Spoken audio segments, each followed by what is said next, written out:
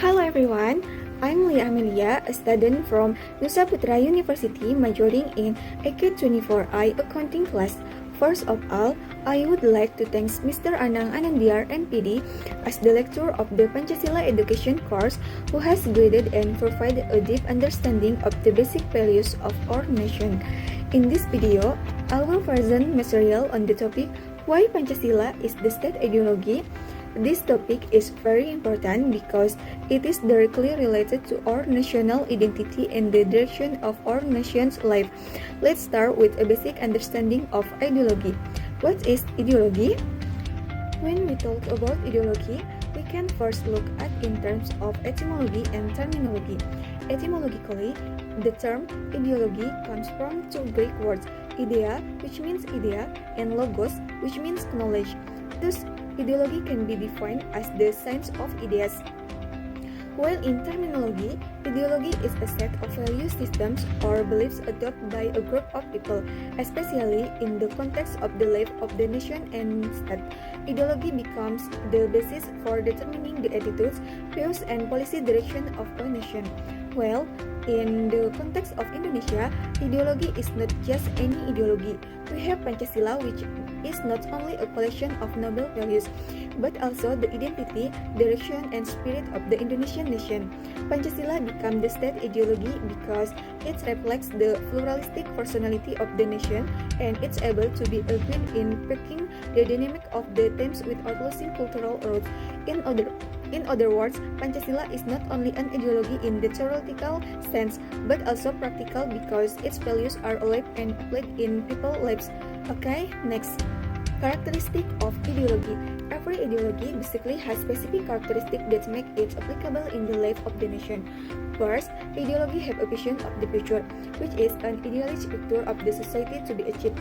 This shows that ideology is not just an abstract idea, but has direction and ideas. Second, ideology is doctrinal, meaning that it contains basic teaching or principles that are considered true and must be believed by its followers.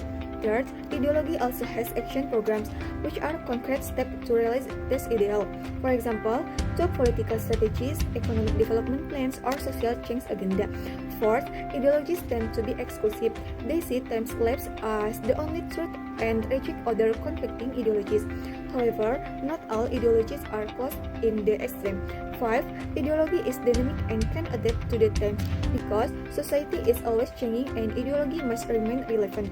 Finally, ideologies have symbol and jargon, which become an identity and unifying tool for its followers. And if we look closely, Pancasila also has all these characteristics. For example, Pancasila has a grand vision of forming a just, prosperous, and civilized society. Its values such as dignity, humanity, and unity are the main principles that we all believe in.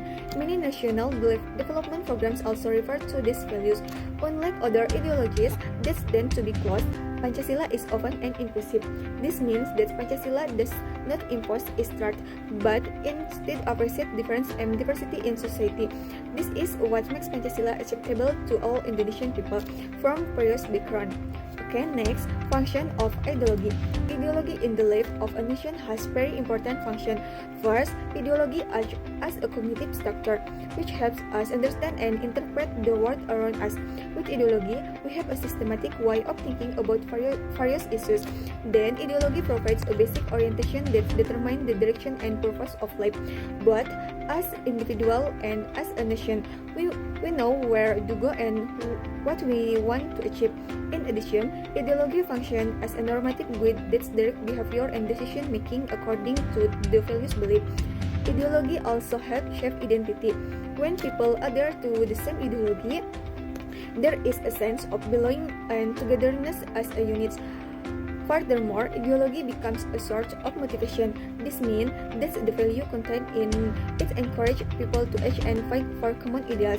And finally, ideology becomes the foundation of education. The values and more content in it are passed down from one generation to the next to the educational process. Basically, all of these functions are also owned by Pancasila as Indonesia's state ideology. Pancasila guides the way we think, act, and live together in diversity. Okay, next, cultural roots in ideology. In understanding the power of an ideology, it is important to look at where it comes from. Ideology that are roots in the culture of their own people are usually easier to achieve and implement. Like Pancasila, this ideology was born from values that have lived in Indonesian society long before independence. Pancasila as the ideology of the Indonesian nation is not imported from outside, but was born from noble values that have lived in the community for a long time. These values are reflected in various social practices such as deliberation at the village level, the culture of gotong royong, to mutual respect in religion diversity. These simple things show this Pancasila is not just a theory or concept, but has become part of the Indonesian way of life. This is what makes Pancasila relevant and able to answer the challenge of the times. Okay, next, world ideologies. Amidst the world's diverse political system, there are several major ideologies that influence the policy direction of countries, including Indonesia.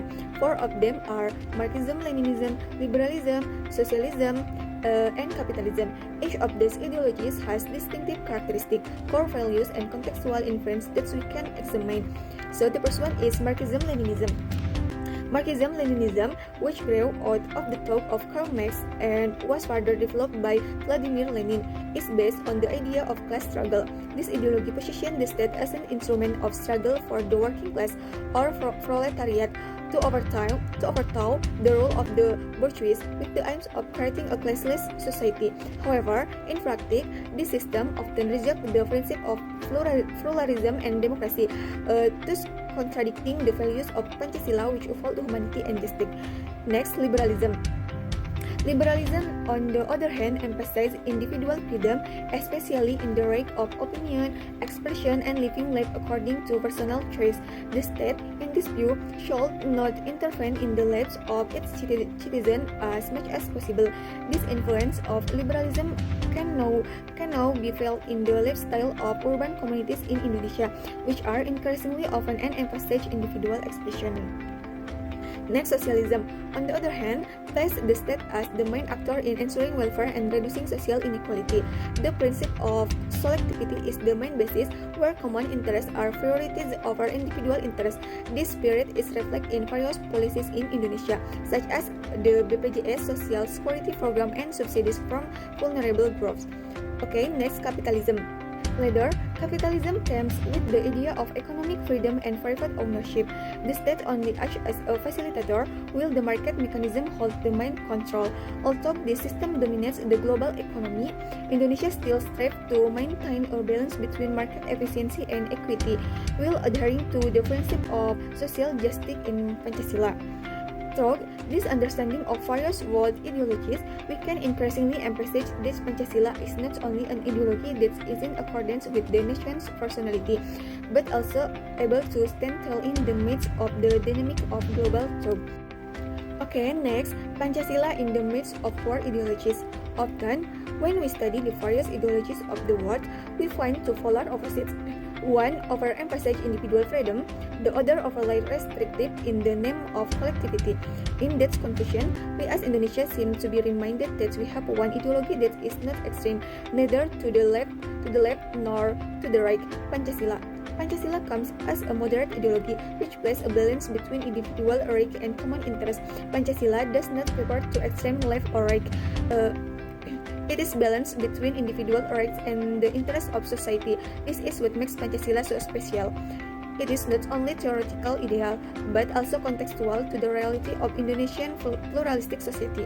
In the global arena, where many countries are caught in an extreme clash of ideology, Pancasila offers a middle way that prioritizes humanity, social justice, and deliberation to reach consensus. This is why Pancasila is not only relevant for Indonesia, but can also be an example that diversity and harmony can coexist through an ideology born from the nation's own cultural roots. Challenges to Pancasila. In this open era, maintaining the values of Pancasila is not a simple matter. We live in an ever-changing world where various foreign ideologies easily enter through technology and social media. Sometimes without realizing it, our way of thinking and behaving begins to be influenced by values that are actually contrary to the nation identity. Globalization also brings great challenge. The values of togetherness, mutual cooperation, and sympathy have been replaced by individualistic and materialistic lifestyle, not to mention the emergence of radical ideas in the name of religion of cartoon ideology, all of which can threaten national unity. Another challenge is moral decline, especially among the younger generation. When respect, tolerance, and honesty begin to fade, then we need to ask, to what extent is Pancasila still alive in our daily lives? The solution is to consistently reinstill the values of Pancasila. Education is key. Whether through the school curriculum, combined of social media, or through public figures who can be role models. When Pancasila is again present in our thoughts, attitude, and action, then we are not only protecting it but also living it. Okay, next, conclusion. In closing, we can conclude that Pancasila is not just an ideology, but a reflection of the soul of the Indonesian nation. It was born from noble values that have lived long ago and remain relevant to this day. In the midst of the influence of global ideologies and changing times, Pancasila is present as a convoy. Its proper direction and guidance so that we do not lose our identity as a nation. As long as we continue to understand and apply it in our daily lives, Pancasila will remain a strong foundation for building a just, united, and developed Indonesia.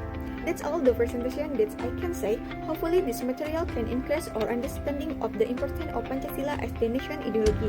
Thank you to Mr. Anang for his guidance, and thank you also to friends who have listened. See you soon, and let's continue to mind the spirit of Pancasila in our daily lives. Bye-bye!